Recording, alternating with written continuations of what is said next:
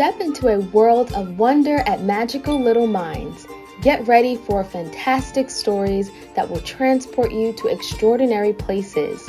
Remember to spread the magic by liking this video and subscribing to our channel. Unspeakable The Tulsa Race Massacre by Carole Boston Weatherford and Floyd Cooper. Once upon a time near Tulsa, Oklahoma, prospectors struck it rich in the oil fields. The wealth created jobs, raised buildings, and attracted newcomers from far and wide, seeking fortune and a fresh start. Once upon a time in Tulsa, there was a community called Greenwood. Its residents descended from Black Indians, from formerly enslaved people, and from exoders who moved west in the late 1800s, fleeing the violence and racism of the segregated South. Once upon a time in Greenwood, there were some 10,000 people living in a 35 square block area. Train tracks divided the Black and white communities. Segregation laws called for separate neighborhoods, schools, phone booths, and railroad and streetcar coaches. Unfair tests made it hard for Blacks to register to vote, and laws barred marriages across racial lines. So many Black businesses cropped up along a 1-mile stretch of Greenwood Avenue that educator and business leader Booker T. Washington called the area the Negro Wall Street of America. The name later became Black Wall Street, and the community kept thriving. Once upon a time on Black Wall Street, there were dozens of restaurants and grocery stores. There were furries, a pool hall, a bus system, and an auto shop, nearly 200 businesses in all. There were also several libraries, a hospital, a post office, and a separate school system where some say Black children got a better education than whites. There were 2 Black-owned newspapers, the Tulsa Star and the Oklahoma Sun, and over 20 churches, and 15 Black doctors, including Dr. A.C. Jackson, the most able Black surgeon in the nation. On Detroit Avenue stood grand homes of doctors, lawyers, and prominent businessmen. Once upon a time in Greenwood, there were barbershops and beauty salons. Miss Mabel's Little Rose Beauty Salon boomed on Thursdays when maids who worked for white families got coiffed on their day off and strutted in style up and down Greenwood Avenue. The soda fountain at Williams Confectionery was the backdrop for scores of marriage proposals. And there was a luxurious Stratford Hotel, then the largest Black-owned hotel in the nation. Black guests were welcomed there, even as they were barred from Tulsa's white hotels. Once upon a time in Greenwood, there were 2 movie theaters, including the 800-seat Black-owned Dreamland. There were even 6 privately owned airplanes. But in 1921, not everyone in Tulsa was pleased with these signs of Black wealth. Undeniable proof that African Americans could achieve just as much, if not more, than whites.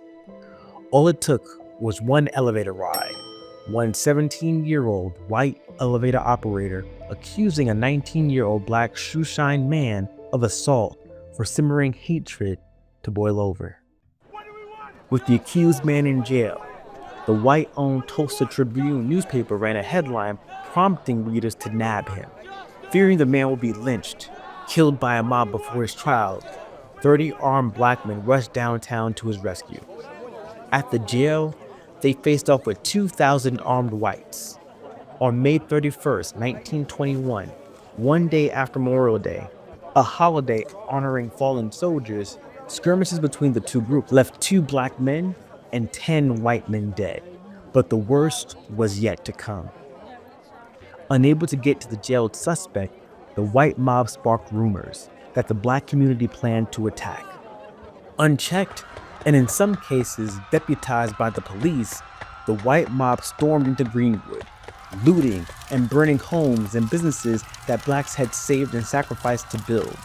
Threatening to shoot, the mob blocked firefighters from putting out the blazes. African American World War I veterans took up arms to defend their families and property, but they were outnumbered and outgunned. Families fled with only what they could carry. Once upon a time in Greenwood, up to 300 black people, including Dr. Jackson, were killed. Hundreds more were injured. More than 8,000 people were left homeless, and hundreds of businesses and other establishments were reduced to ash. The police did nothing to protect the black community. When the National Guard arrived the next day, all that was left to do was put out fires and move thousands of black residents into camps outside of Tulsa. As their community lay in ruins, black residents had to carry passes to enter the city. In the days and weeks that followed, some black Tulsans left and never returned. Others stayed and rebuilt the Greenwood community, only to witness its decline in the 1960s. For decades, survivors did not speak of the terror. 75 years passed before lawmakers launched an investigation to uncover the painful truth about the worst racial attack in United States history. Police and city officials had plotted with the white mob to destroy the nation's wealthiest black community. Today, Tulsa's Reconciliation Park remembers victims of the 1921 massacre and recalls the role of African Americans in Oklahoma history. But the park is not just a bronze monument to the past. It is a place to realize the responsibility we all have to reject hatred and violence and to instead choose hope. Thank you for joining us on this magical reading journey.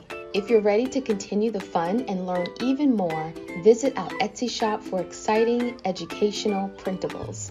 You can count on us to make learning numbers fun and easy with our popular animal jungle-themed kids numbers flashcards. Let's keep the learning adventure going. Head over to our Etsy shop now and make learning numbers a colorful and engaging experience.